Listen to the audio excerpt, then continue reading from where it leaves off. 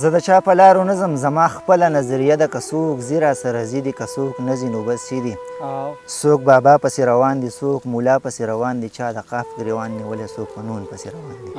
پښتانه لیونې شوي په مجنون پسې روان دي په مجنون پسې روان دي په مجنون پسې روان دي جماعتیان که نشنالیان دي که مولیان که پیپلیان دي دا لوکل که اسلامیان دي په انصاف کې انصاف نشته زموږ داسې لیډران دي زموږ داسې مشران دي زموږ داسې مشران دي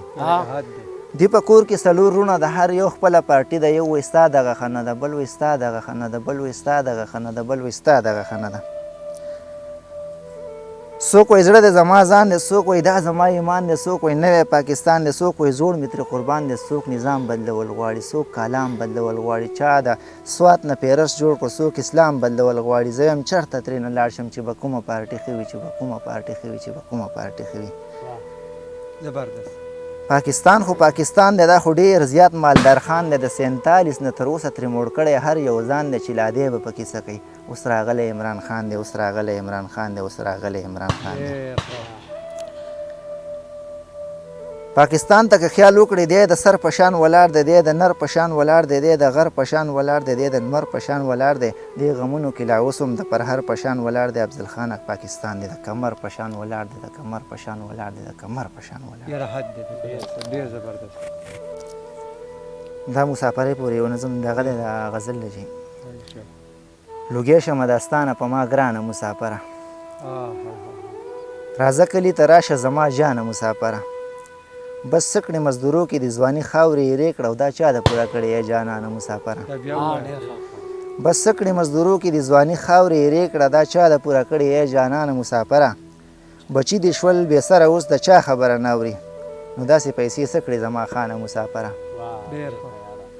تا څو کلونه تېر کړه او تا څه وکړه جانانه کومه یو تپوس به زه نن ستا نه مسافره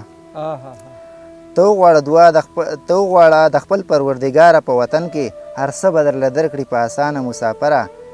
سونه دې کړه له قرض نیم بها باندې د خرڅ کړه ګټې کزن ګوټې پسې نادانه مسافره او ته چا پسې خفه یې ته چا پسې پریشان یې زړګی دې پر هر شی پر هر جانه مسافره یاره حد دی پر هر پیمان حد دی په تاره پر هر غزل پسې وایي بیا په ویډیو نه وي هر وخت په لاس ګلونه مه جوړوه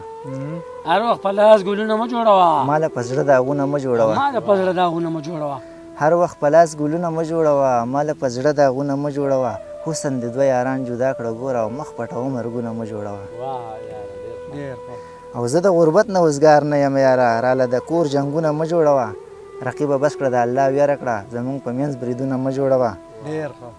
او ویلې زما پر هر رب ته ګوره بس کړه په ما شعرونه مه جوړوه بس کړه په ما شعرونه مه جوړوه ډېر زبردست پر هر حد دی